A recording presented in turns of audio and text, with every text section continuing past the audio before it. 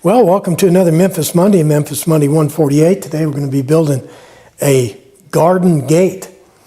And of course, garden gates come in many forms and sizes and shapes and whatever. But today we're going to be building a specific style of garden gate.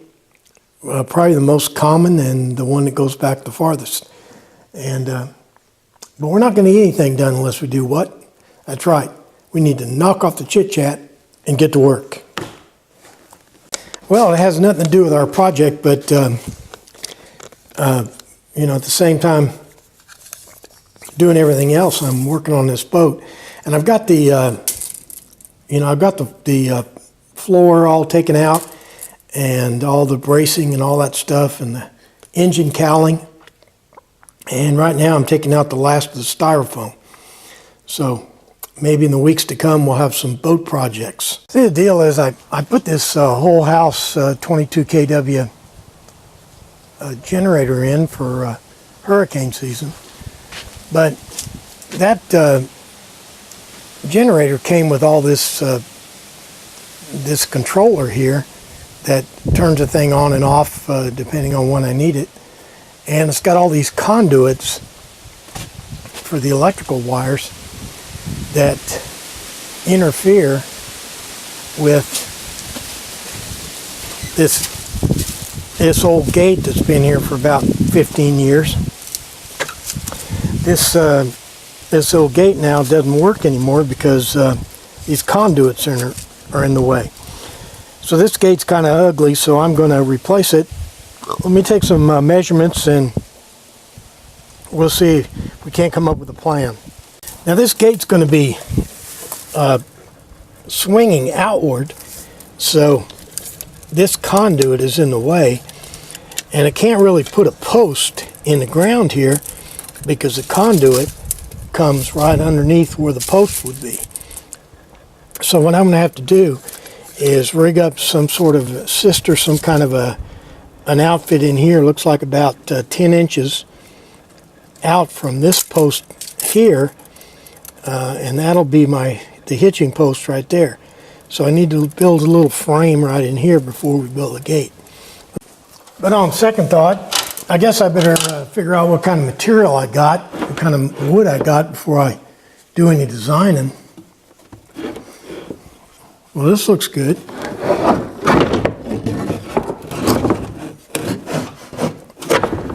It always seems like the wood I need's always on the top up here. So I got this pile of scrap 2x4 from a failed invention, and I got these old boards from the fence I didn't use. So we got our material, so let's come up with a design. Well, I designed it, but I decided before I show it to you to actually build this little spacer frame so you'd have an idea of what the heck you were looking at.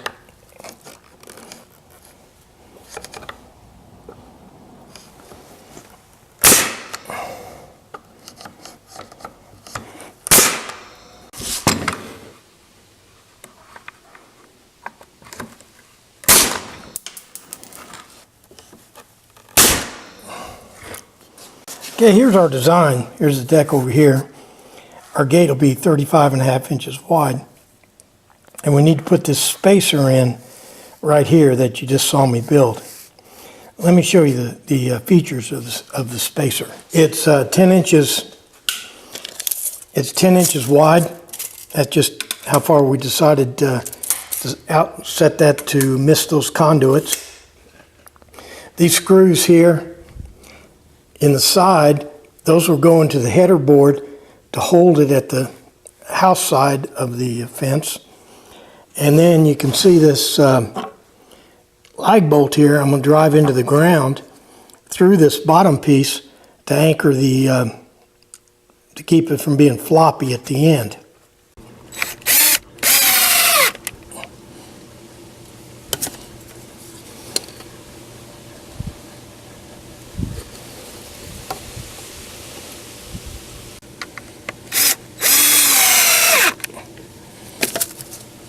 That thing's not tall enough. I only made it about the size of that header board, but I think I need to make it almost as tall as the anchor side over here. And this anchor side's about 37 inches, so I think I may need to make that anchor about 35. And there it is. Made it taller, made it the same height that that side is over here. What I'm doing now is making the anchor post over here and the hitching post. I'm making both of them plumb. Both of them are about a ½ inch out, so I'm going to plumb them up with wedges. Now you shouldn't use a little torpedo level like this to plumb something that big. It's just for carrying around in your pocket. But when you go to do a job like this, sometimes you find out your normal spirit level won't fit in there. But that's no excuse, because they make these levels in many different sizes. And so they got intermediate sizes too. Okay, I got the gap plumbed up. Now the gap here that I got to fill is 36.5 inches. This is a picture of one of these traditional garden gates. 2 horizontal braces, 1 diagonal brace. In this case, the hinges would go here and here. Let's look at a picture. I already showed you this is the overall scheme. This is kind of a schematic of our gate. I'll zoom in a little.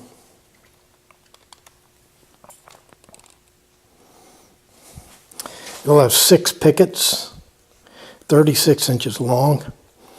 The horizontal braces will be 35 3/4, and then it'll have a diagonal brace right in here.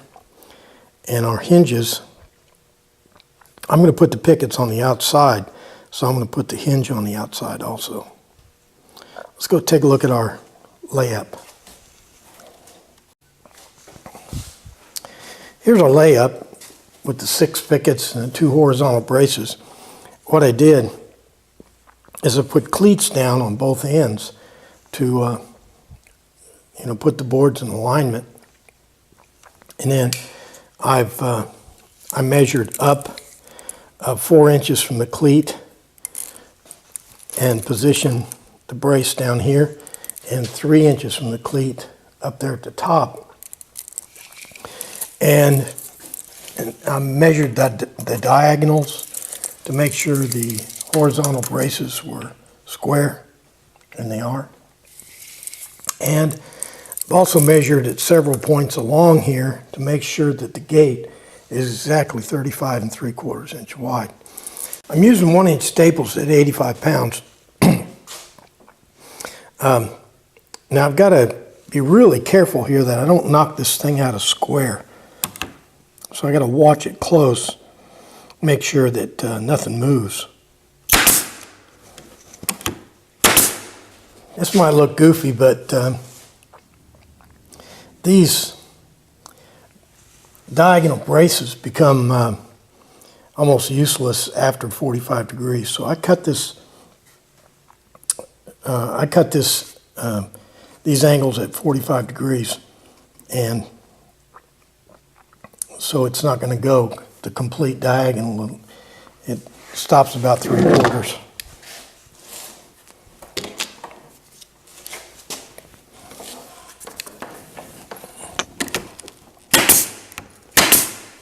I can't rely on the staples without glue on this twisty deck wood. So I'm using these 1 1/4 inch screws. They just barely, they just do fit. I got to be careful that I don't drive them through too far. I don't have to pre-drill in this pine, but I just got to make sure I don't drive them through too far. If you're you got a lot of screws to put in, especially if they're deck screws. Deck screws they're not very sharp, and so sometimes they're just can be a pain in the butt to get started. You just go through and just sort of tap them in with a hammer, and then you just drive them home.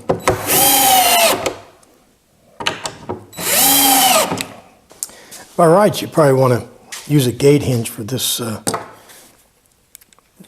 application, but I don't have any gate hinges right now, so I'm using this heavy-duty nickel-plated door hinge.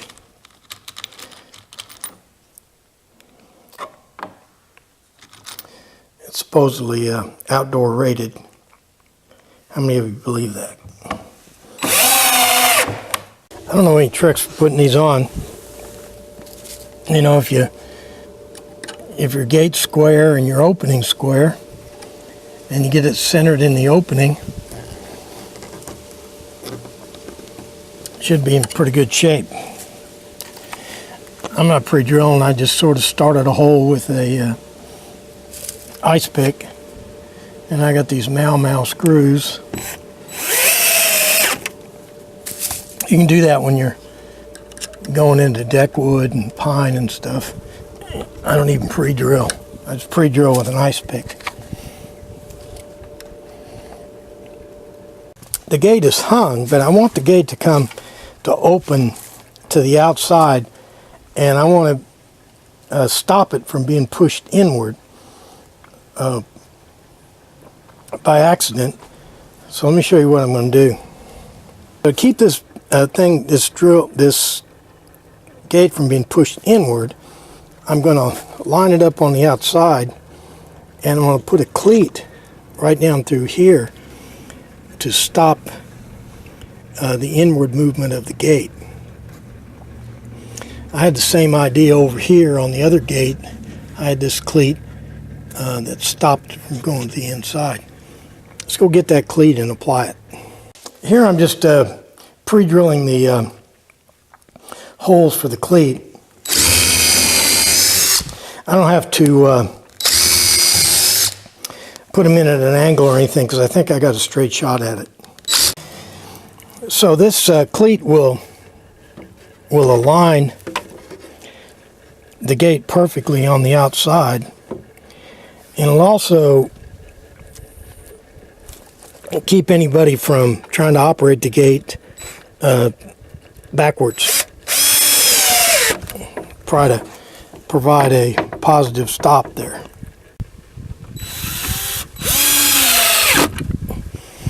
Now this is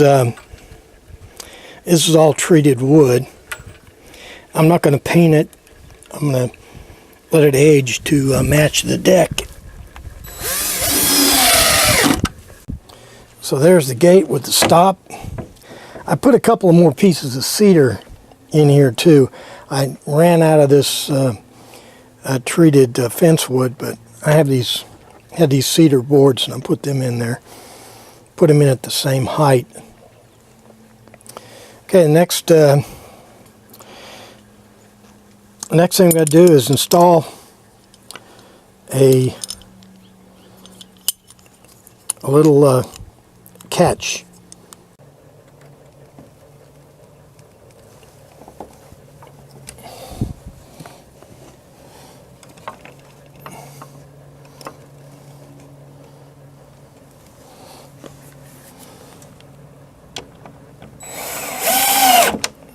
Well, there's our little traditional garden gate. Got it opens to the outside. Got a nice little stopper on it that can be locked. Opens the outside. Got a cleat on the back to keep it from being pushed to the inside. Ran out of fence pickets, had to use some cedar, but it should age and look about like the deck wood. Pretty satisfied with it. Well, that'll do it for another Memphis Monday 148. building a traditional garden gate. And when I say traditional, I mean it's very common. If you run around on an old farm sometime, you'll find gates that are built exactly like that. I've even seen them as fence gaps in barbed wire fences. Very easy to construct, very strong. Normally you want to put that diagonal brace at something less than 45 degrees, but you'll find them more than 45 degrees also. The key is that they're very light, easy to construct, and very traditional. I think it's where that thing is hidden back there behind my deck. I think it's very appropriate, and I think it's going to give us good service. All right, that's all I can think of. Like and comment and Facebook and share and all the stuff you do on the internet. But most importantly, make sure you're back here next week for another exciting Memphis Monday. Thanks for playing along.